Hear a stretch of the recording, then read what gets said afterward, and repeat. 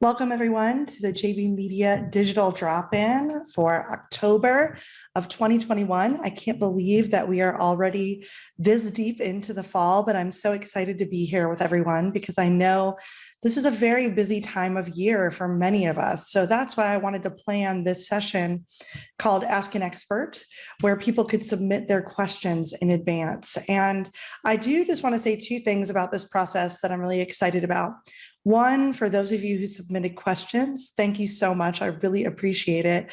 Not only do I always know that I can count on our JB Media kind of family out there in the world to ask really intelligent questions, but also questions that I feel personally are a big challenge for me to answer. So I really had an exciting time receiving the different sort of, like I said, they're even beyond, I think, just single questions, but really strategic questions around how to do various forms of digital marketing. So it was really exciting to hear from those of you who submitted. And like I said, really exciting for me to have this challenge to really, in the moment over the last few days, look at what you were asking and talking about and dig into it, but do it in a way where we can get in here for about 50 minutes and talk about some things. So hopefully what you'll get out of this, especially those of you who submitted, is actual, real, actionable takeaways of things that you can do on your own.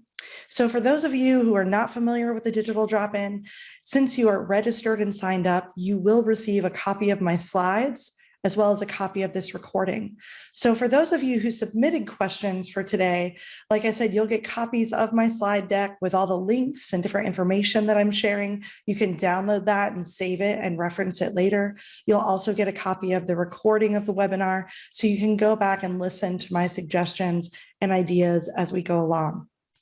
Now, we had quite a few questions for today that were pretty detailed, so I'm going to move through them as quick as possible, and hopefully we'll have time at the end for some additional questions. But I do just want to let you know that if you're adding questions to the chat, which I welcome anytime in the next hour, we'll get through as many as we can, but I am going to prioritize the people who submitted in advance. So the first question I got from Joseph today was, when is it appropriate to self-train or attend courses versus outsourcing an agency? And Mary, who submitted a few questions, also asked, how can I partner with a marketing firm? So I grouped these together because I feel like really what we're talking about is how do we make that leap into deciding that we need to outsource versus tapping the talent that we have inside of our own business. And I think this is a great question because a lot of companies are going to come up against this question, especially as they're in a growth process. So if your business is growing, if your organization is expanding, then this sort of decision between how are we using our existing team versus what kind of marketing outsourcing do we need to do is going to come up pretty frequently at different parts of the growth process. So I wanted to start by talking about the training sort of question. When do you know that it's a right time or the right choice to train somebody on your team, or for yourself as a marketing professional to embark on training? And the reason I wanted to address this first is because this is what I do, right? So I'm actually training a lot of marketing professionals. And I think the number one question that anyone who's thinking about doing marketing training has to ask is really, do you have the time to learn? That learning time has to be part of your marketing strategy and planning.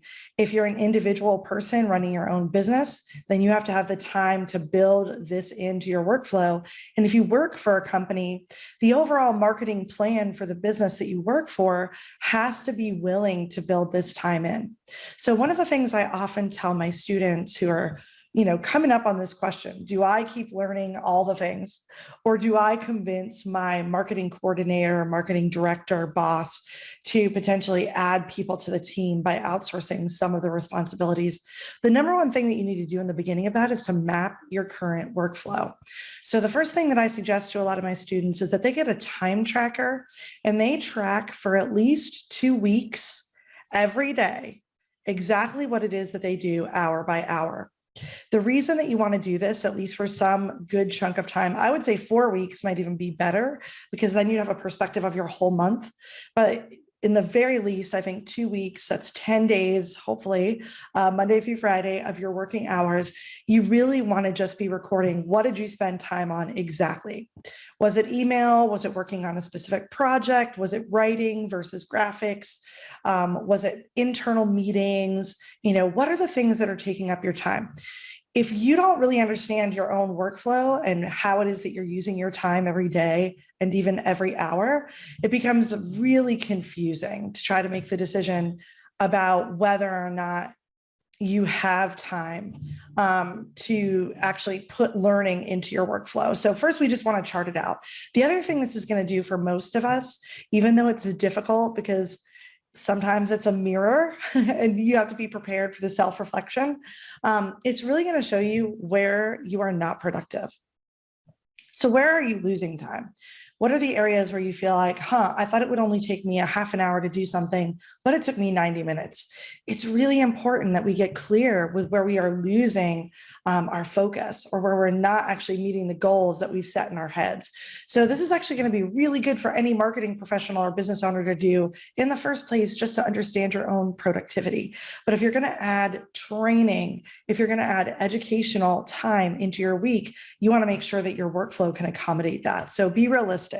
Do you have dedicated time and space for training? Can it be consistent every week? If there isn't that time or space, can you make that time or space, right? So can you delegate things? Are there things that could be taken off your plate or taken off the plate of your team member so that they can actually build this time in? And then you really want to be clear on what are the goals of the training? What are the outcomes that you're hoping for? Again, if the training is for you, what do you hope to get out of it to feel like your time and energy is worth what you're doing, what you're putting into it? And if you're on a team, what is it that the whole team needs to see to feel like the person who's receiving the training is actually using this to their advantage? So are these things realistic and achievable? This is really, really important. And sometimes I even see that students think it is. We make a plan, they launch it off, and then a month or two later, they realize it's not working. And we're going to have to go back to potentially outsourcing as the answer. So don't be afraid to fail. If you do fail, it's okay. It just means your first assessment of this wasn't realistic. And that happens to a lot of us. So there's no harm in making that mistake.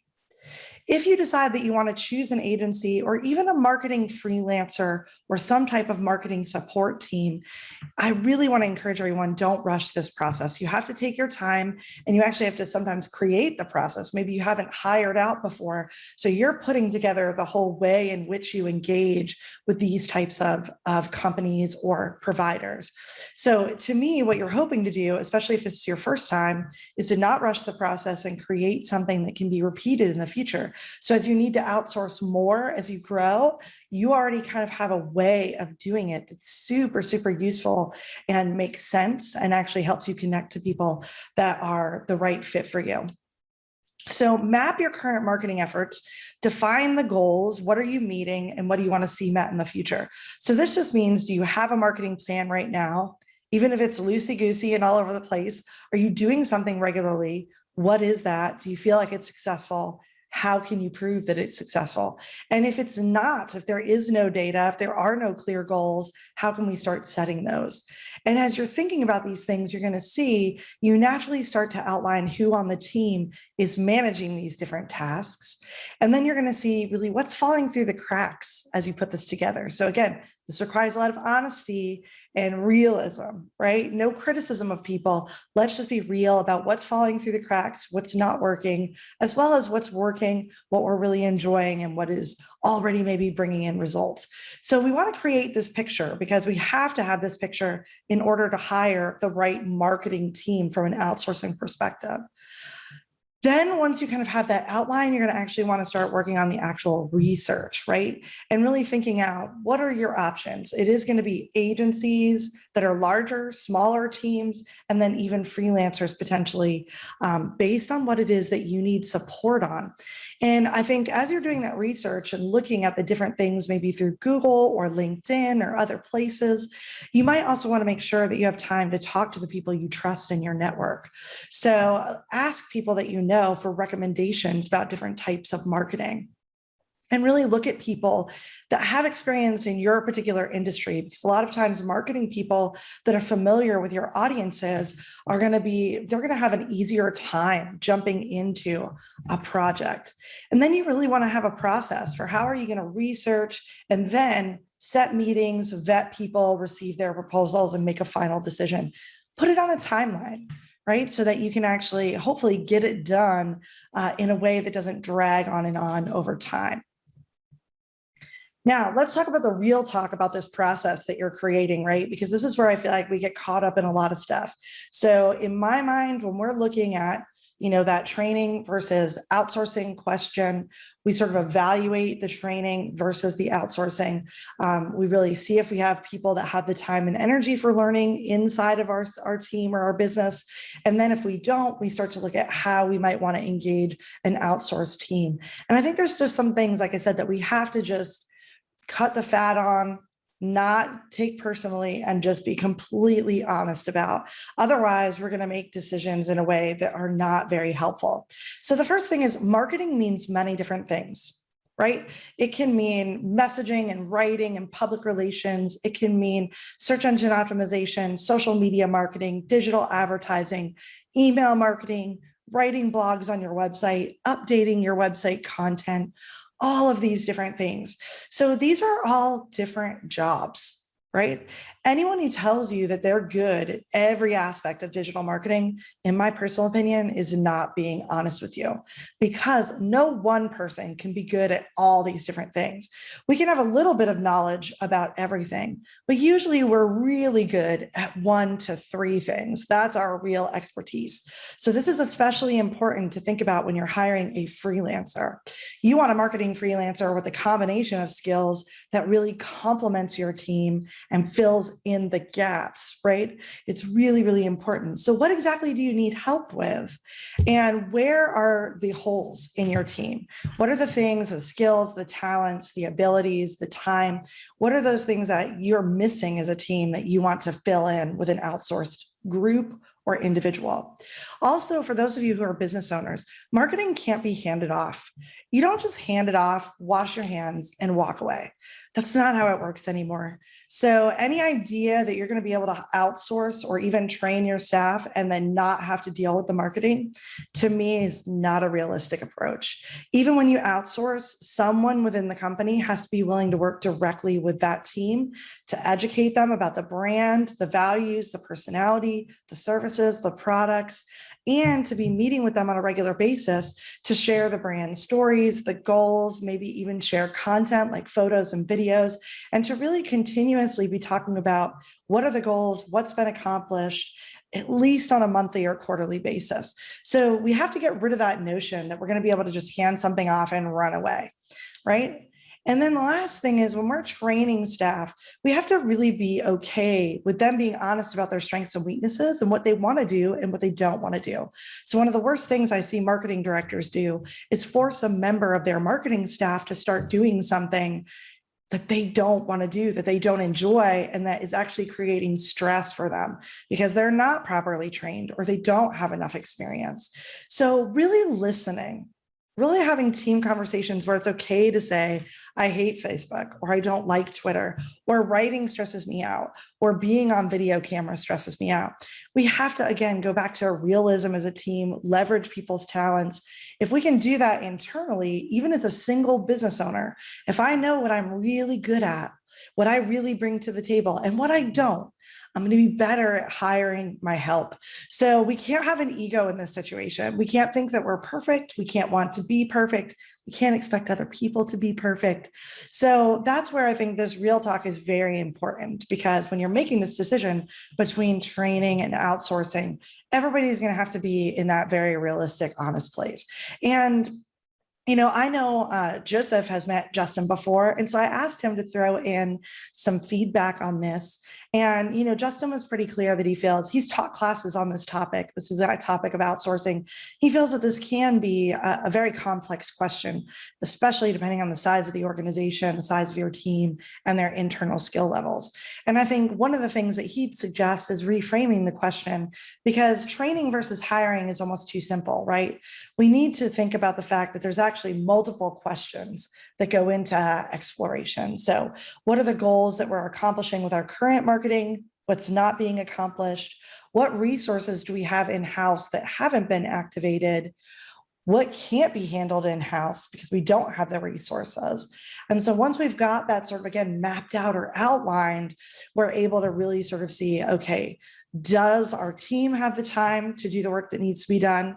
Do they actually have the skill sets? So for example, if you're going to do SEO for a website, you have to have pretty good writing skills and pretty good data and analytical skills. If you're going to run digital ads, you might need to have some technical and data skills as well as graphic design skills to create the ads. So making sure, again, that the person has that mixture of skills, whether they're in-house or outsourced.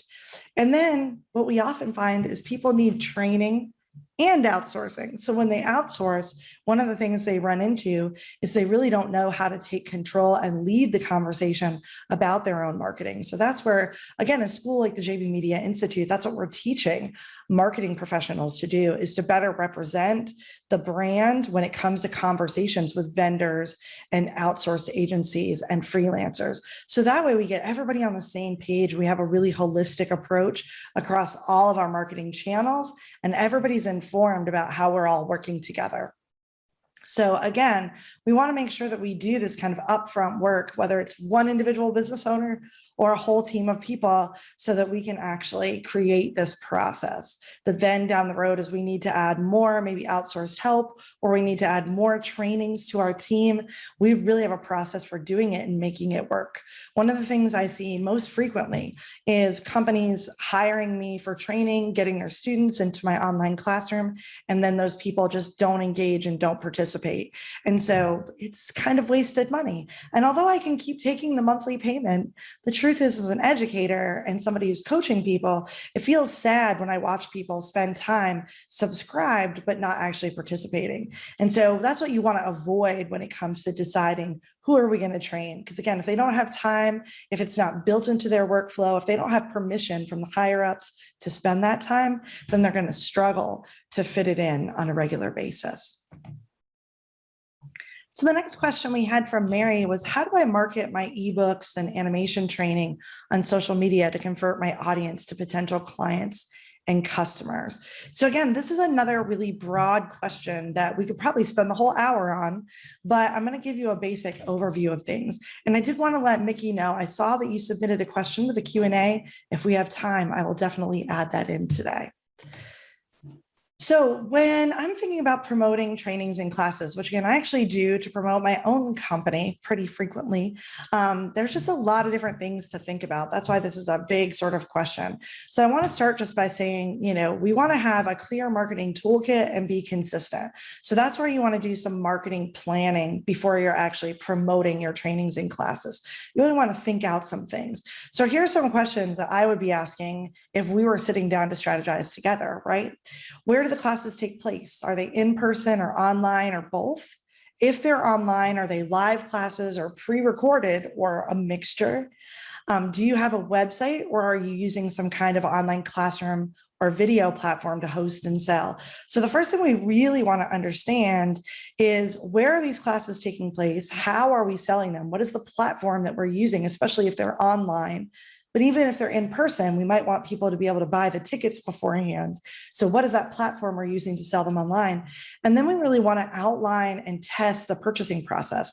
So the ultimate goal with trainings and classes is it has to be easy when someone sees them on social media for them to go from seeing your ad to making the purchase. It has to be as instant as possible. Not a lot of clicking, not a lot of extra downloading of apps or different things. We really want to make sure that that process is seamless, because when people are on social media, they're using an app that moves really fast, right? It's loading quick, it's instantaneous. The social media algorithms are just driving content to them.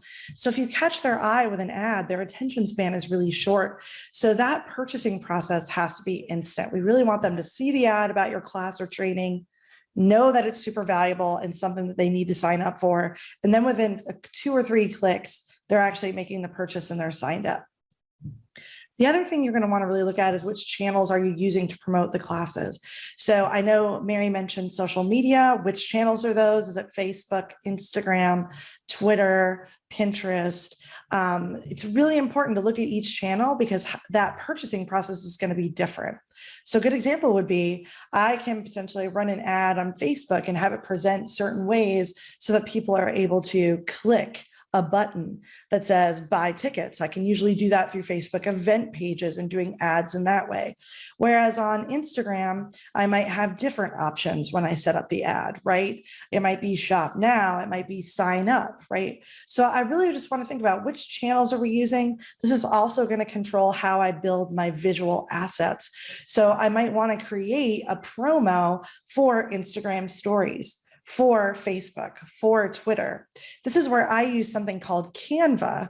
Canva, because I pay for their upgrade. Essentially, as soon as I create a promo for a class or something else I'm doing, I can just resize it. So I can start with a Facebook promo, then resize it to Twitter and edit it, then resize it to Instagram stories, resize it to Instagram.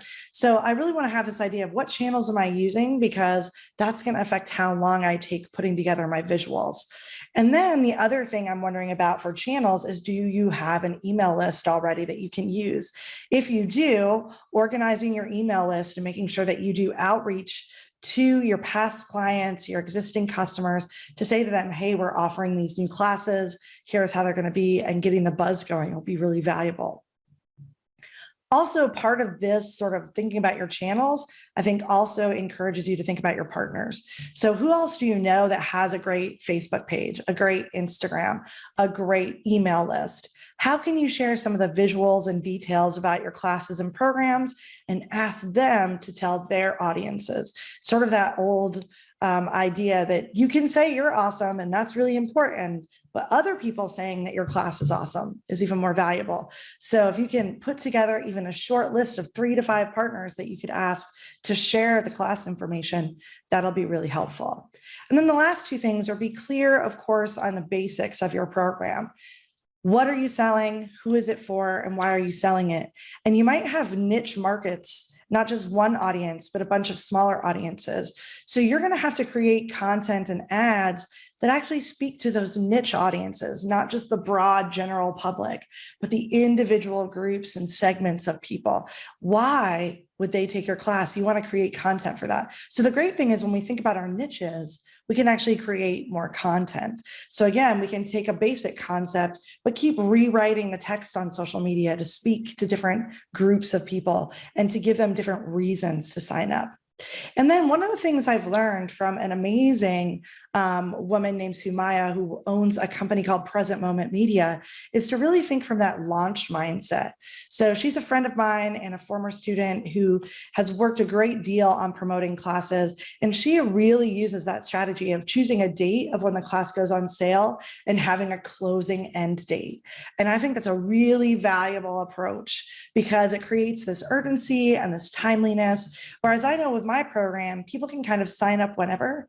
And sometimes we have to create that launch promotion just to really push people through the door to feel activated. A lot of times we do that in January when we know our audience has more time to spend on training. The other part of the question Mary asked was about promoting ebooks. I wanted to talk a little bit about promoting free content. Of course, ebooks for me, I don't sell a lot of individual ebooks. I sell a lot of ebooks paired with other things that are training oriented. I also include a lot of my ebooks as free bonuses when people sign up for my classes. So I utilize them to actually incentivize people. But if you're using ebooks and giving them away as free content, they're really a lot like free webinars or free guides, free data you've collected through case studies, or even free videos like live streams or mini courses or live Q&As, things like that. All of those different things are great ways to build your email list and to get a chance to get in front of people to talk to them about what your programs and classes are about. So this is how we came up with the digital drop-in, right? I wanted a way to connect with people every month, let them see the kind of work that I do as a teacher and a trainer, and then consider whether or not they want to sign up for our other classes, join our online classroom and things like that. So having something that you really put in place as a regular way to engage people where they don't really have to make a financial commitment can be really valuable. And if you're giving away free content or free experiences, you can also use something like MailChimp or Constant Contact or even a CRM to create automated email or drip campaigns to engage people over time. So, whether it's like we do, where we have Jenna helping us out with our email marketing regularly, corresponding with our network, you can also create automations that will help people engage and come back for additional content down the road. The other thing too that you can do with anything like this is consider partnerships. So do webinars with other experts, with other people that have followings, write ebooks with them, create video live streams on social media with them. Then they can promote it to their audience and you can promote it to yours. And again, if there's any questions, I know some of you who asked these, if there's any clarifying questions, feel free to pop them in the chat and I'm glad to add to those. We're going to keep moving through, so hopefully we have time at the end. The next question, also from Mary, was what are the right search engine optimization tools for an animation class? And so I was really excited just to talk about this really quickly. Again, big subject, we could talk about this the whole call. But it allows me to sort of infiltrate something I think is really important to the entire group about SEO. Search engine optimization is not a service, it's a strategy. In the old days, we could call SEO a marketing service, but the truth is now search engine optimization is so many different things. To build your authority, especially on Google, it takes all these different efforts. And so essentially to me, it's no longer just a service that you buy or a single tool that you use. It is actually a number of different strategies that come together to build authority. And Adam, just so you know, I saw your question here. Yes, at the end of every webinar, we provide a copy of the slide deck as well as the recording. So you don't have to try to remember everything I say because I know I'm moving quick today. But essentially, SEO is not immediate gratification. It can't be done quickly or easily.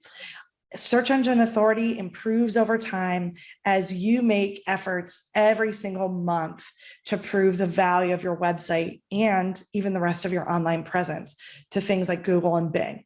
So there's 5 parts of SEO: technical requirements, engagement and usability, brand voice and image, PR and partnership, and content strategy. We don't have time to dig into all of these, but I really wanted you to understand that when I look at the 5 parts of SEO, there are different tools that we use to address all of these, different strategies that we use to address all of these. We can't do them all at once. Like I said, we actually have strategies throughout every month when we're working on SEO where we're trying to address different things and evaluate different things. It's a long process. I tell people they need to commit minimally 6 to 12 months to the whole process, but I have included kind of an explanation of each of these 5 things and what my favorite tools are for people to get started with. So again, technical requirements for SEO. What website platform did you use? Is it set up correctly? Is your website being indexed? My favorite tool is the Google Search Console. I also love to use Moz.com. They have a lot of free tools that'll only give you limited data, but it's really a great beginning. And down the road, you can also sign up for a free 30-day trial, and you can use their paid tools to run some testing. But at the very least, Google Search Console is extremely valuable in understanding how Google sees your website and whether or not Google is seeing any problems technically. Also, Bing Webmaster Tools is Bing's tool for this. It's free. It's a great sort of secondary way to have comparisons on the data. Engagement and usability. So how many people go to your website and how easy is it to use? There's lots of different pieces of data that go into this evaluation. Google Analytics is one of our primary tools for keeping track of this to see how long people stay on the site, how many people come to the site, which pages they visit, how often they bounce rather than continuing through the site. So Google Analytics is free and, like the Search Console, a core tool you can be using on any website. I also love the tools Hotjar and Google Optimize for testing how people are interacting with specific pages. So once I have my website up and I know which pages are getting organic search traffic, I really might want to use one of these tools to see where are they clicking, where are their eyes falling, are they interacting with the page in a way that makes sense, or do we need to redesign it, fix the layout a little bit, make the buttons clearer, make the calls to action more obvious, those type of things. In addition, I think Google is judging us on a lot of levels on our brand voice and image. So are we consistent across all of our platforms? Do we have the same name, address, phone number on Facebook, Instagram, and our website, and our Twitter, and our Pinterest, right? Are all of our business details accurate? Do we have the same logo? Do we have the same sort of visual feel? Do we have the same voice when we're using these different channels? So again, Google is looking at our whole online presence, right? And so to me, this is really, really important for us to think about. How are we making our customers feel, right? And we might want to dig in and create customer avatars, create customer personas, write our mission and vision, and figure out kind of from our local industry or even our larger national industry, right? How do we fit into the conversation? Right? What are people talking about when it comes to our industry? And how are we taking a stand as a leader, or how are we participating in the community? These things are going to be valuable. When Google sees consistency and clarity, it contributes to our authority. And that means it can see what's going on, not just on our website, but on our social media, on our blogs, on anything that's public facing. And then, of course, a lot of times when we're thinking about SEO, we're thinking about building links to our website. We're thinking about keyword research, and we're thinking about how to add content to our website. That's what most people think about when they think about SEO. And these things are very, very important. So not only does your website have to be growing, do you need to do the actual keyword research to know what people type in when it comes to your products and services and topics, but you need to be updating your website regularly. You want things to be accurate and clear. You want to have clear calls to action. My favorite keyword research tool is actually on moz.com. It's called the Keyword Explorer. If you have Google Ads, you can also use their Google Keyword Planner to really learn when people are looking for your products, services, or topics, what do they actually ask Google? What do they type in? What do they speak in, right? And when it comes to building links, this is where we go back to public relations, media outreach, connections with influencers, and just partnerships in general. Because the number one SEO goal that we have is to get other websites to link back to our website and drive traffic. So we want nonprofits that we support or for-profits that we partner with to be linking back to us. We want influencers that talk about what we're doing to link back to our website. If we get coverage in any type of media, we want to ask them for that link back to our website. The more links that we build, the more credibility we build in the search engine. So that's how we're really going to get started, not just from a tools perspective, but also just from a strategy perspective. And I do think when it comes to classes, one thing, Mary, that you'll want to really be aware of is there may be larger providers than you offering similar classes. So for me, I know that there's people like, or companies like Udemy, companies like lynda.com and Skillshare that are directly competing with JB Media for certain training topics. The truth is, I'm never going to beat those companies out. They're much larger than us. They have more money than us. Their websites are bigger than ours. And so I have to be very realistic that there's some things I'm not going to accomplish from an SEO perspective. So when I'm doing keyword research, especially, I'm not looking for the broadest, most popular terms. I'm actually really looking for things that are more specific, less competitive, that we might be actually able to have some push into. We might be able to enter that playing field. A lot of times with smaller businesses, we may find that the competition is so big that we don't really want to focus on search engine optimization as traditionally as we usually would. We want to focus more on things like partnerships and PR, social media. We might want to focus more on email marketing. That's what we actually do at JB Media. So even though we are doing some SEO, we're really focused a lot more on partnerships, which is part of link building, reaching out to media and other people talking about what we're doing. And especially we do a lot of email as part of that. And so it might be that that's the approach you take instead of that more traditional approach to keywords and rankings at the top. So another in-depth question came from Anne. It was, I have a Squarespace website, QuickBooks for accounting and invoicing, MailChimp, and I want to add Square to take payments online. I know I can combine them, but I can't ever seem to do it correctly. Please advise. Also, do you think there's a better payment platform to work with my current programs? So again, very specific question. Thank you for this challenge because I had to really think about this. First thing for everyone to take away, in theory, everything can be integrated as incompatible and is compatible. But we all know technology isn't perfect. It's created by people who are also not perfect. So even though, yes, lots of things can be integrated and are compatible, the truth is it's never that simple. So when you want to integrate your platforms to create a more efficient workflow and get things to talk to each other, again, I think there's some questions you have to ask. What platforms are you using and why? So really outline this.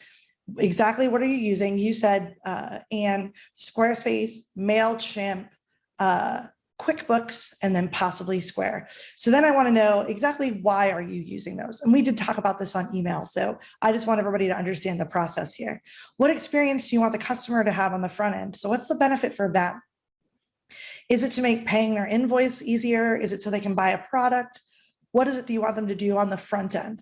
And then what experience do you want to have on the back end? So is this, again, supposed to make your life easier, your workflow more efficient? What do you expect to happen? The reason when you want to get clear with this is because you need to make sure that it's actually feasible and possible. Sometimes the integrations don't work the way that you think they do. So you want to have clarity in kind of what you're asking here. Then once you've sort of figured out, this is the experience I want to have, I do think it's possible, and you've done some reading, you really have to say to yourself, do I have the technical skill to handle it or do I need help? Sometimes when you've read a help page and you can't understand what's being said, that's an indicator that you're going to need support on this, that you're not going to be able to figure it out yourself. And so this is why this process, again, don't rush your decisions. Take a little time to outline this. Maybe take 2 hours to sit down, really answer these questions and think it out so that you don't rush your decision. For you in particular, Anne, I know we talked about the desktop version of QuickBooks versus the online version. The online version is a more integratable system than the one that you've downloaded and installed on your desktop. So if you're using the desktop version of QuickBooks, the real truth is if you want to do the integrations, you might need to switch. There will be some differences here and a learning curve. So you're going to want to build in time for how that process works. I would contact Intuit and find out what is this process of going from the desktop version to the online QuickBooks? What kind of things do you need to be aware of? Also, QuickBooks and Squarespace, as I mentioned in my email to you, they provide payment options.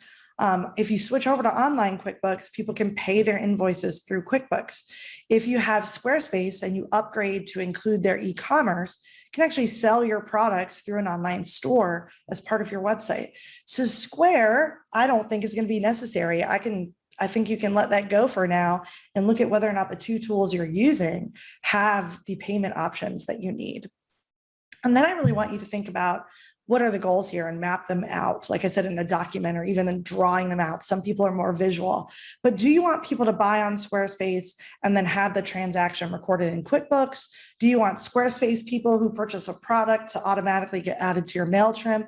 Again, this goes back to the last slide. What is it that you're trying to integrate? What is it that you really want to see happen? We really want to have a map for this so that when we're talking to other providers that might be helping us, we can clearly articulate our goals. And then, like I said, what you're going to do after you've articulated them is figure out if it's actually possible, if what you're thinking is actually attainable, if you need help, how to get that help. So I want to encourage you though, Anne, reach out to Squarespace, reach out to MailChimp. If you're paying both of them, you should get pretty good support. And they might be able to give you a walkthrough and talk you through some of the things once you have a little clarity around what this integration really means for you and what you want to accomplish. Now, last question from Tracy. I started a YouTube channel, educational with a focus on leadership in January, and I have just under 230 subscribers. How do I increase my subscribers and how does monetization work? So again, we could have spent the entire call on this. I did send Tracy a follow-up email and talk to her a little bit about her audience and really understanding what her channel is about. So you can see her answer here. I hope you don't mind me sharing this, Tracy, but I wanted people to see your feedback, because I think one of the things that I was really impressed with was your passion and your excitement and your clarity around what it is that you want this channel to actually do, right? So you really believe in the methods you're teaching. You really want to open up people's minds to this, and you're really trying to give your students a way to engage with you in the YouTube world.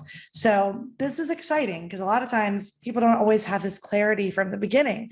So again, if you're new to YouTube and you're working on something similar, you want to get to a place where you can articulate your audiences and your purpose very clearly. Now, when it comes to YouTube, there's a lot of different strategies. I've outlined for Tracy the things that I think are most important. And again, some of these are great takeaways for anyone else who's working on YouTube. So one is, are you using YouTube for search engine optimization goals, for social media goals, or both? YouTube is the second largest search engine in the world, owned by the largest search engine in the world. People regularly search YouTube for a wide variety of topics and questions. Also, YouTube is one of the largest social media platforms in the world, right? It's one of the only other platforms to have been over 1 billion people using it. It has a lot of popularity. It's very ubiquitous across the globe. So there's kind of two things that YouTube is doing. It's actually allowing your content to be found in YouTube and Google searches. It's also potentially helping you build a subscriber base and a following on YouTube, which eventually can lead to opening the doors of monetization, where you get paid for having ads run on your YouTube channel once the channel has enough activity. And so you really want to understand, what part of the system are you activating? Some businesses, especially educational businesses and academic businesses, are only really focused on the SEO part. They actually don't care about subscribers and monetization. They care about getting found in the search engines and people finding them as an expert and a leader in a topic. So really thinking that out is incredibly valuable. Also thinking about how the different age groups, the different ages of your students use YouTube. Younger people versus older people, we use YouTube in different ways. People that are under 30 use it more for social media and for consuming content and engaging with content creators.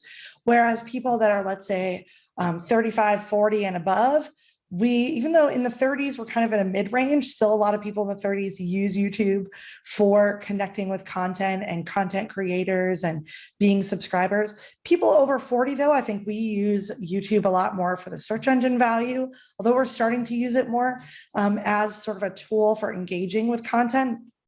A lot of times, though, we're more utilitarian about it. So really understanding that, depending on the ages of your students, really thinking about why they're going to watch, right? So who's going to watch and exactly why? It's not just one reason for one giant group of people. The little segments in your student audience will have different reasons why. So we just want to be thinking about that, because as we choose how to strategically move forward, this is going to influence some of our decisions. So the next thing that I would do is do some keyword research. Like we talked about before, use Moz.com or the Google Ads Keyword Planner and learn how people are currently typing in things related to your particular leadership topics. Then use some of that research to think about how you are titling and describing the video. So in the titles and descriptions, having good keywords, phrases, questions, terminologies in the titles and descriptions are going to help your videos show up to more people that are actually searching for those topics. So you can start to learn what are the more popular ways that people are talking about something, what are the less popular ways, right? So that you can start trying to capitalize on that in your content. May even give you fresh ideas for new videos to create. Then make sure in each video description that you link back to your website if you have one. I always say you can add up to 3 links there. So you might even want to link people to your website, to your Facebook, and to another channel, to an email newsletter sign up. But make sure at the bottom of whatever the video description is, you give people a way to directly engage with your brand and learn more. You can also, once you've done some keyword research those topics in the YouTube search bar, literally.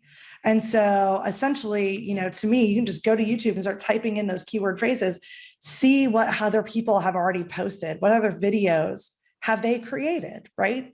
That's going to help you really understand, again, what hasn't been talked about? What unique things, unique video content could you create that no one's created yet? Or how could you take a topic that's already being talked about by somebody and expand it, right? And say something that's new and fresh and different. And then, of course, you want to make sure you invite your entire network to subscribe, tell everybody on your other social media accounts, email everybody you know, talk to all your friends, call in your favors, tell people, go subscribe to my YouTube channel, please.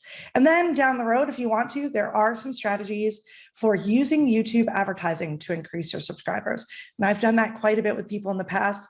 YouTube advertising is a whole other separate topic, but you can Google how to create YouTube ads to increase my subscribers. You'll get lots of great suggestions out there.